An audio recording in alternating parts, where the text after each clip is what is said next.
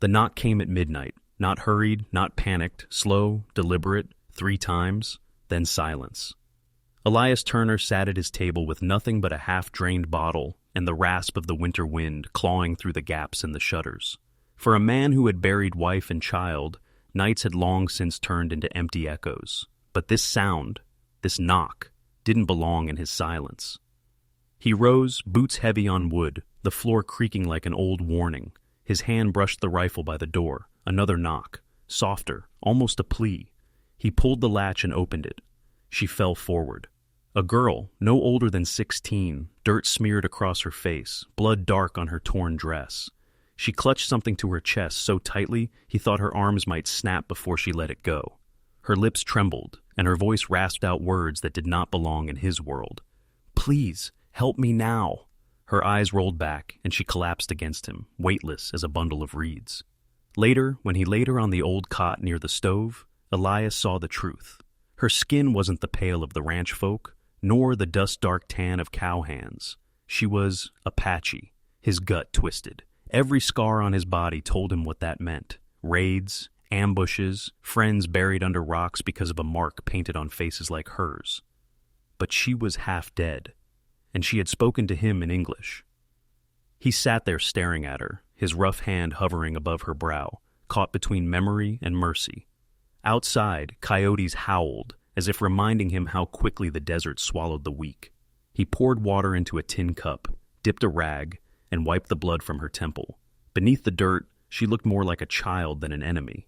"Why here?" he muttered, voice low, almost to himself. "Why me?" She stirred, whispering a word he barely caught, a name. His chest went tight, because it wasn't an Apache name, it was his daughter's. His room seemed to shrink, the fire cracked like bones snapping. Elias pushed back from the cot, heart pounding. And then, outside, the sound of a horse, slow, heavy, stopping right at his gate. The girl's hand twitched, still clutching whatever she kept hidden. Elias froze in the lantern light, rifle leaning by the wall, as the silence outside thickened. The knock was no longer his only problem. The rider didn't knock, he waited. Through the cracks in the shutter, Elias saw a lantern swaying from the saddle horn, its light barely cutting the dark. Whoever it was, they weren't in a hurry. They knew someone was inside. The girl on the cot groaned, shifting, her fingers tightening around that bundle against her chest. Elias leaned close. "Stay quiet," he whispered, though he wasn't sure she could even hear. Another sound, the leather creak of boots dismounting, then a voice, low and rough. "Turner, I know you're awake." Elias's jaw clenched. He hadn't heard that voice in years. It belonged to Marshal Clay Danner, the kind of man who didn't knock twice unless the first was a warning. Elias eased the rifle into his grip, not to fire, just to remind himself he wasn't defenseless. He opened the door a crack. The marshal stood with his coat collar high, hand resting on his revolver like it was part of him. "Evening, Eli." "What do you want at this hour?" Elias kept his tone flat. "Scouts saw tracks. Apache girl, wounded, headed this way. You seen anything?"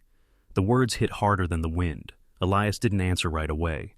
He felt the girl's shallow breath behind him, heard the faint scrape as she shifted. "Depends," Elias said finally. "What I'd do if I had." Clay's eyes narrowed. He spat into the dirt. "You'd hand her over. You know damn well what they've done. Don't tell me you forgot the raid at Willow Creek. Men like you don't forget." Elias hadn't forgotten. He still saw the flames when he shut his eyes, still smelled the charred wood and flesh. But his gaze drifted back toward the cot, toward a face that, under all the blood and dirt, looked too much like his daughter's, the last night he'd seen her alive. "You checked the barn?" Elias asked, stalling. Clay shook his head. "Not yet. Figured I'd start with the man stubborn enough to live out here alone. If she is here, Eli, and you're thinking of keeping her, don't. You'll be dragging trouble right onto your land." The warning hung in the cold. The marshal turned, boots grinding on the frost, heading toward the barn.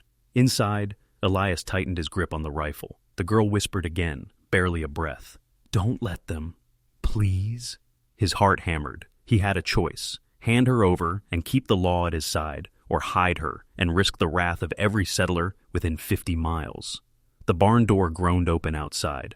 "Don't move." The girl's voice cracked like dry wood. Elias turned. She was half sitting up on the cot, pale as ash but fierce in the eyes, her small hand clutching something beneath the folds of her torn dress. He lifted a calming palm. "Easy, you'll tear yourself apart." But she shook her head, breathing fast. "If they find me, they'll kill you too." The barn door outside slammed shut. Clay's boots thudded back toward the house. Elias's stomach tightened.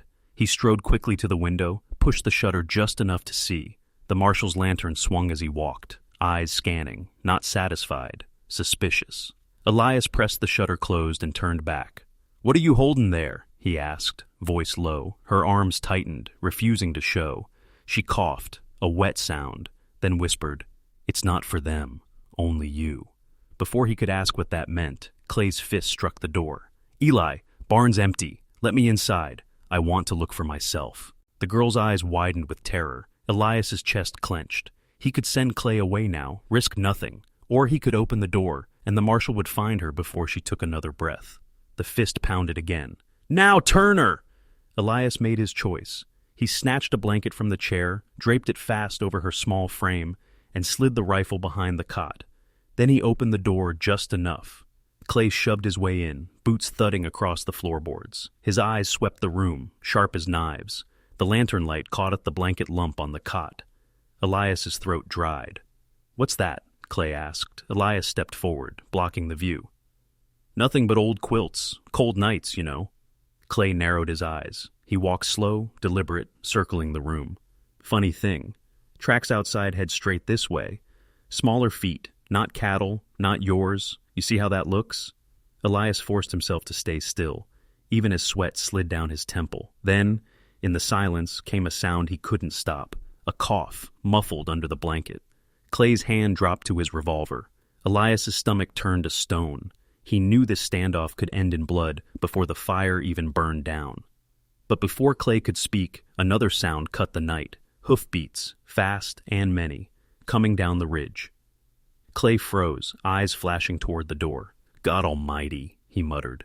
The girl whispered from beneath the blanket, voice trembling. "They've found me."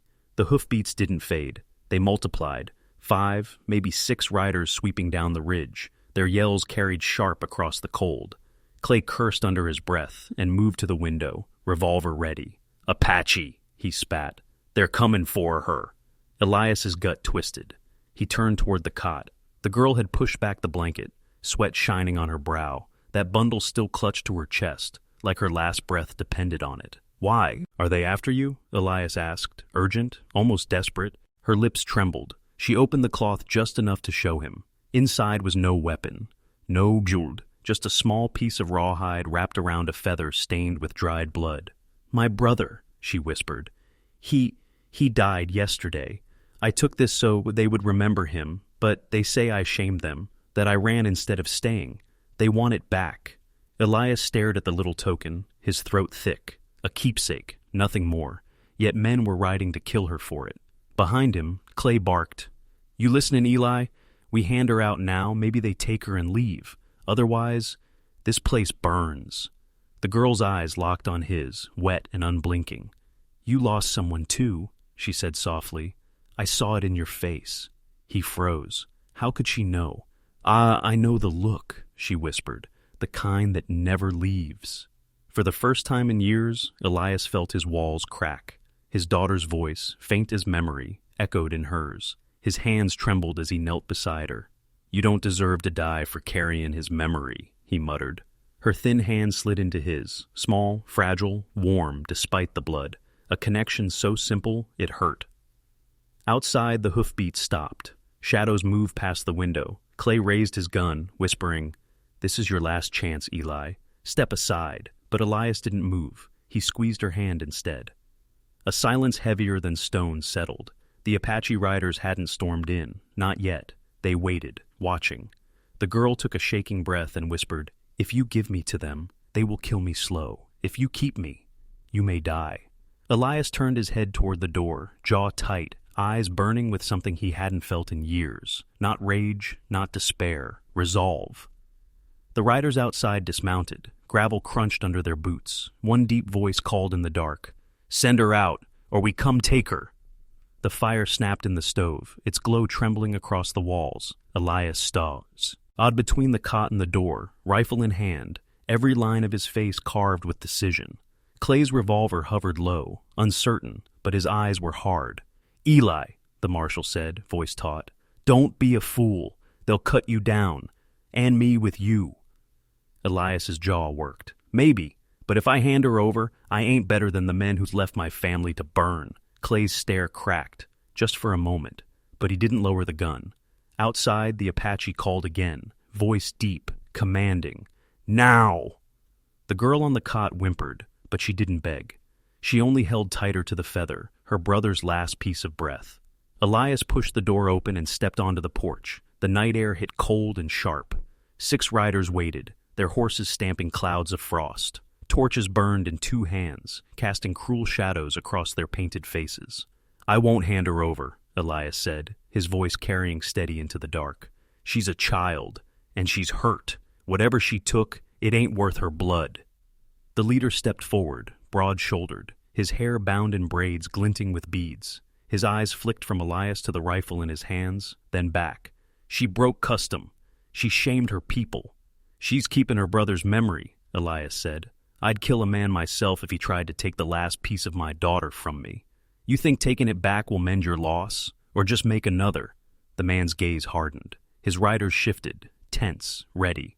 Elias felt Clay behind him, muttering curses, gun drawn, but unwilling to fire first.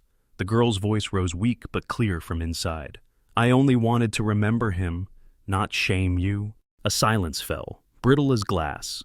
The leader's nostrils flared. His torch crackled. Then, slowly, he lifted his hand, signaling his men to hold. "You keep it," he said at last, voice rough with something more than anger. "But if she lives as outcast. She is no longer ours." He wheeled his horse, and the riders turned with him, their hoofbeats rolling back into the dark. Elias lowered the rifle, chest heaving. Clay exhaled sharp, shaking his head. "You've made yourself a marked man, Eli." "Maybe," Elias said, staring at the cot inside. "But she'll live." The girl met his eyes, tears cutting through the dirt on her cheeks. She pressed the feather to her heart and whispered, "Thank you."